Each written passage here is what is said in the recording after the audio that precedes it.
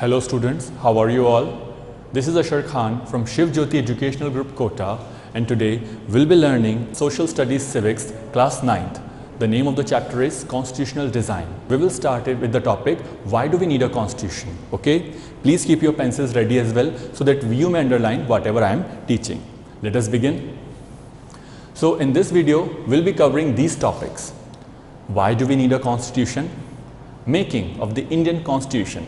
We'll also learn about the Constituent Assembly, philosophy of the Indian Constitution, the preamble, and lastly we'll learn about institutional design. So let us begin. First question is, why do we need a constitution? First, let us learn what is a constitution. The constitution of a country is a set of written rules that are accepted by all people living together in a country. In a country, we follow certain rules and regulations which are made by the government, right? So, the constitution is the document in which all the rules and laws are written. A constitution is the supreme law that determines the relationship among people, citizens, and between the people and the government. Constitution हमारा supreme law है in which all the rules and regulations are written. It describes the relationship between people and between people and the government. What should people do? What should government do? It is all written in our constitution. I hope you all understood. Now let us discuss why do we need it. Why do we need a constitution? A constitution is necessary because it generates a degree of trust and coordination that is necessary for different kind of people to live together. It specifies how the government will be constituted, who will have the power to take which decisions. Now, a constitution generates trust between the government and the people, and it specifies the government's power as well. What are the government's power, when the elections will take place, how will people vote? It is all written in our constitution. It lays down limits on the power of the government and tells us what the rights of the citizens are. The constitution gives the government their power and also limits it.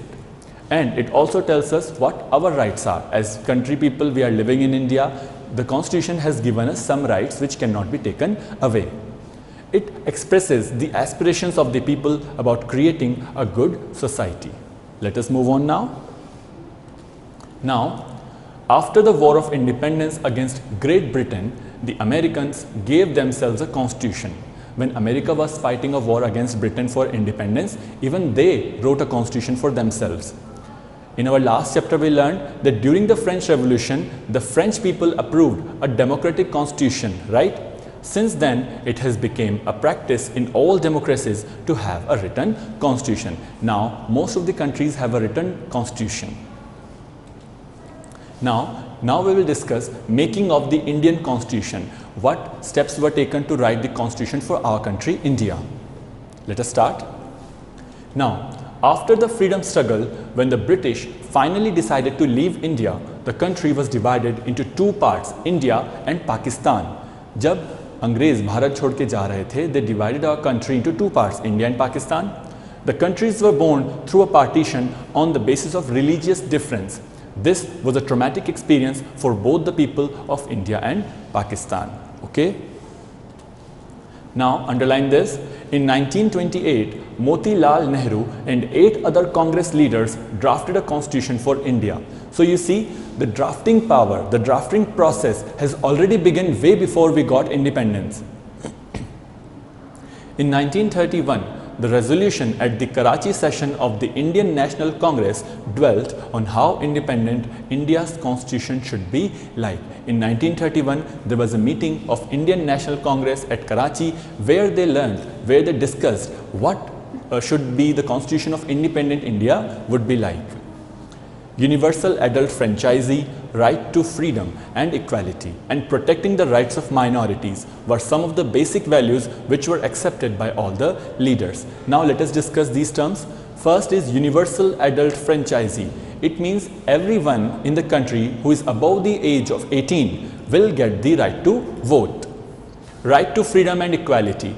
Freedom means azadi, that people in this country have the freedom to do whatever they want to.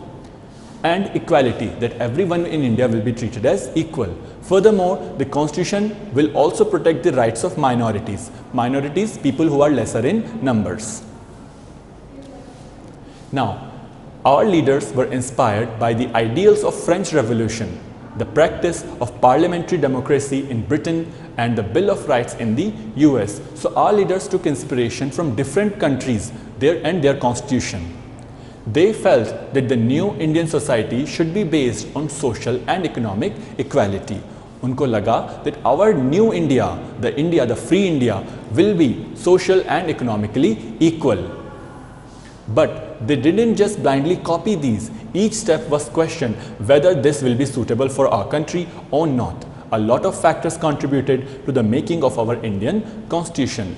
They didn't just blindly follow what other countries had written. They had a lot of debates. उन्होंने उस पे काफी discussion करा हर एक point पे, and then they made our constitution. The Constituent Assembly. Let us learn about it now. The drafting of the document was done by an assembly of elected representatives called the Constituent Assembly. Now the assembly which wrote our constitution, the name of that assembly was the Constituent Assembly. It is important, so please underline this. Elections were held in July 1946 and the first meeting was held in December 1946. Dr. Rajendra Prasad was the chairman of the Constituent Assembly. But when the partition was announced, the assembly also split into the Constituent Assembly of India and that of Pakistan. Now, the members of the country were selected from all regions of the country. Now, people who were sitting in the assembly, they were selected from the different regions of the country. The assembly represented members from different language groups, castes, classes, religions and occupations. The assembly was dominated by the Indian National Congress, the party that led India's freedom struggle. But even the members of Congress had different ideas and opinions. So you see, there were people from different caste, religion and occupation which were seated in the Constituent Assembly. Why was it done so? So that everyone should have the voice in making our constitution. The Constituent Assembly worked in a systematic, open and consensual manner. First, some basic principles were agreed upon. First, they wrote some basic principles. Then a drafting committee, which was chaired by Dr. B.R. Ambedkar, prepared a draft constitution for discussion. And more than 2,000 amendments were considered. Our constitution was amended at almost 2,000 times. Amended means changed. Now, the assembly which wrote the Indian constitution had 299 members. After several meetings and the time span of 2 years, 11 months and 18 days, the Constitution of India was completed. So, how much time it took to write our constitution? 2 years, 11 months and 18 days. The assembly adopted the constitution on 26 November 1949. By this date, our constitution was complete. But it came into effect on 26 January 1950. It came into effect on 26 January 1950. To mark this day, we celebrate 26 January as Republic Day every year because on that date, our India became a true democratic republic country. Now, we'll learn about the philosophy of the Indian Constitution, different values which guided our Constitution. Before moving on, we'll also discuss the preamble. Values that inspired and guided the freedom struggle are embedded in the preamble of the Indian Constitution. What is preamble? The Constitution begins with a short statement or introduction of its basic values. This is called the preamble to the Constitution. हमारा जो संविधान है, it starts with a short paragraph which is called the preamble. In this paragraph, all the basic values of our constitution is written. You can say that the preamble is a summary of our constitution. Most countries have chosen to begin their constitution with a preamble. So children, this is what our preamble looks like. You may have seen this image in your books as well. Now, let us discuss the main values of our Indian constitution such as sovereign, socialist, secular, democratic, etc. First is sovereign. People have the right to supreme decisions on internal and external matter. What does this mean? That no one who is not a citizen of India will have no rights in telling about the decisions. Means only the people of India have the right to supreme decision of internal and external matter. Socialist, wealth is generated socially and should be shared equally by society. That whatever wealth we are generating, it should be shared equally. No one should be extremely rich or extremely poor. Next is secular. Citizens have the complete freedom to follow any religion, but there is no official religion. Whatever religion you want to follow, the Constitution of our India gives you the right to follow so. But there is no official religion, which makes India a secular country. Democratic, a form of government where people enjoy equal political rights, means everyone who is living in India has equal political rights. Next is republic. The head of the state is an elected person and not a hereditary position. Children, you may have heard about those old kings and queens, right? What used to happen after the king dies? His son would take his place, right? That is called a hereditary position. But in our India, this is not the case. In free India, the head of the state is an elected person, means our leaders are elected. Sixth point is justice. Citizens cannot be discriminated on the basis of caste, religion or gender. Social inequalities have to be reduced.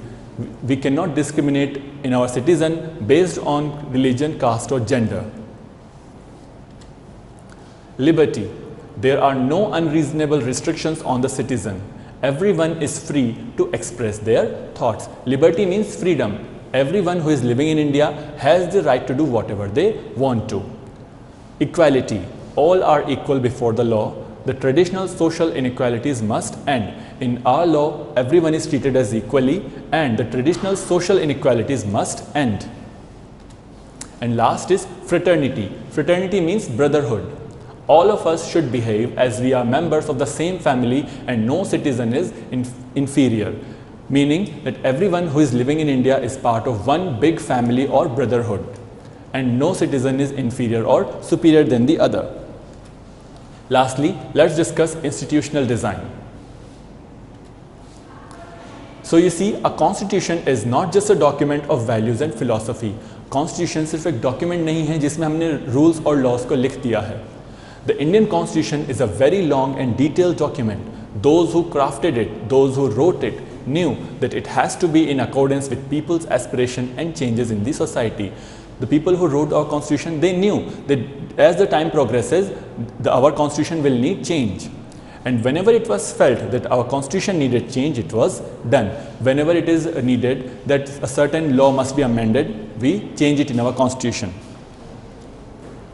The Indian Constitution lays down a procedure for choosing persons to govern the country. How we select our leaders, what powers the President, Prime Minister or Chief Minister have, this is all written in our Indian Constitution.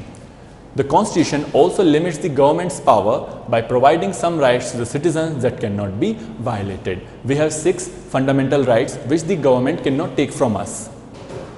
The Constitution describes the institutional arrangements in a very legal language. It is written in a very easy and very detailed manner about what rights we have, what rights the government has, what are our limitations and our duties and governments as well.